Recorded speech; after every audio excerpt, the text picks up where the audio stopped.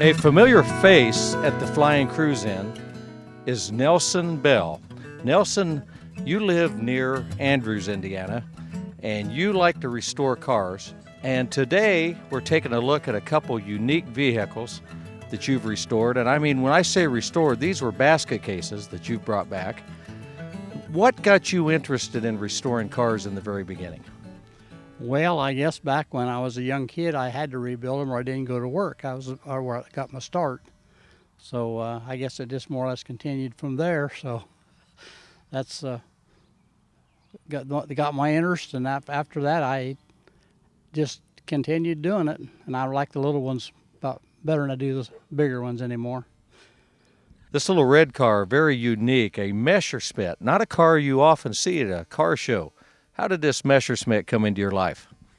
Well, I had rebuilt my Isetta, and there's a few guys at the tractor club had saw it, and they liked the way I done it. And at a tractor show, a guy asked me if I'd like to take a look at a car he had in his barn and maybe tell him what it was worth. And so after the show, we went over to his barn, and there hung that Messerschmitt up in the top of his barn there, and it was all tore apart. It was just a shell, and hanging on the wall. Hanging on the wall, and he'd gotten it down before I got there, or I could take a look at it. But it was just a rust bucket.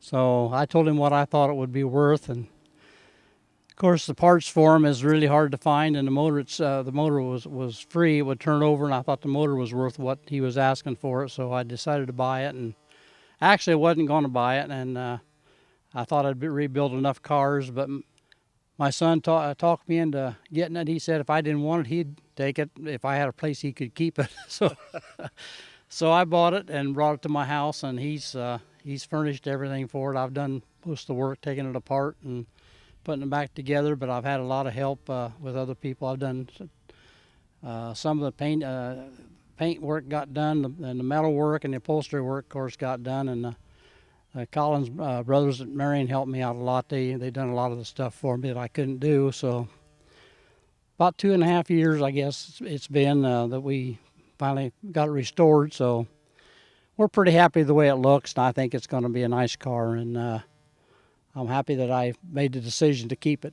The engine's a two-cycle engine, so one cylinder. It's 191 cc's is what the size of it is. So. And it has no reverse in it. It's strictly a forward transmission, but in order to back it up, you have to shut the engine off, push the ignition in, and reverse the engine.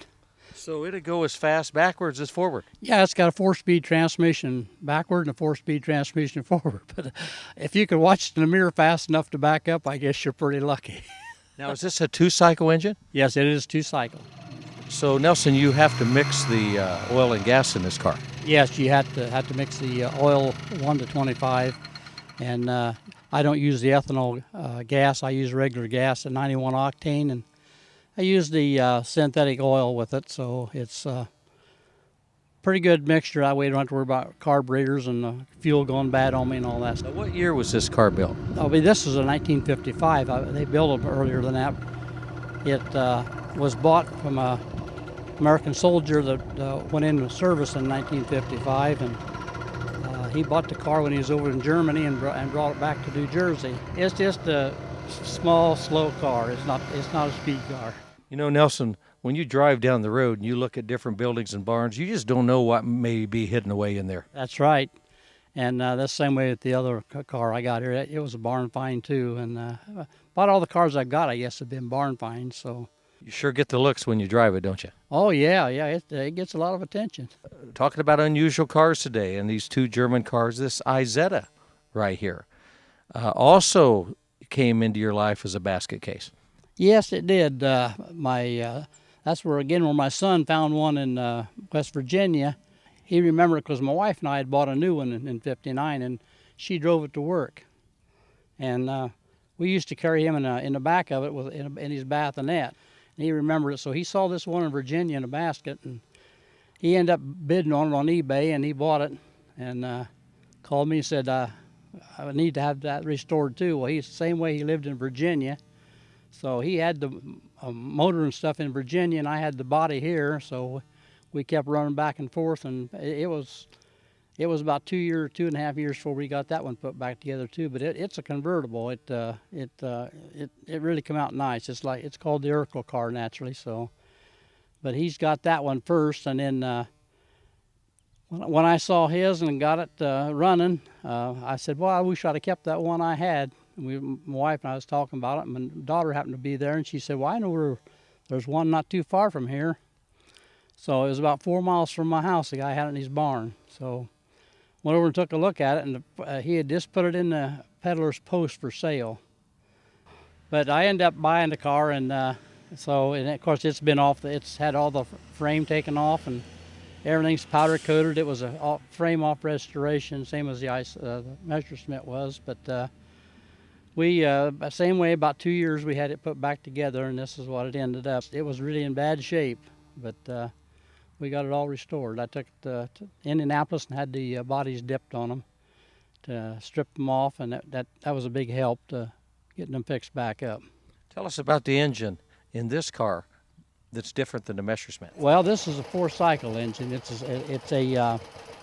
come out of a 13-horse engine. Of course, I've rebored it, and I put a bigger piston in it, a higher dome piston.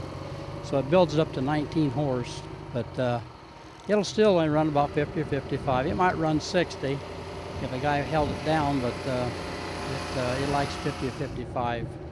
It's not very fast on takeoff. It'll go from 0 to 60 in about 14 or 15 minutes. I enjoy driving it. It's pretty nice to drive. So, Nelson, we really appreciate your time today showing us both these unique German cars. We're looking forward to seeing them both at this year's FlyInCruiseIn. And I think you said you're going to bring us a couple others also. Yeah, I'm definitely going to bring these two, and I'm going to bring my tractor. I got an old tractor I've restored. It's an 8N Ford, and it'll be there with it. And then I've got a 64.5 Mustang convertible I bought, and I've had it 50 years, so I'm going to plan on bringing it. And then I'll restore a 1948 Plymouth. That's probably the last car I'll probably be, the big car I'll be doing, but I restored it, and I'll probably be bringing it too. Well, we appreciate the effort. You've been a very big supporter of the FlyInCruiseIn, and we can't thank you enough for that.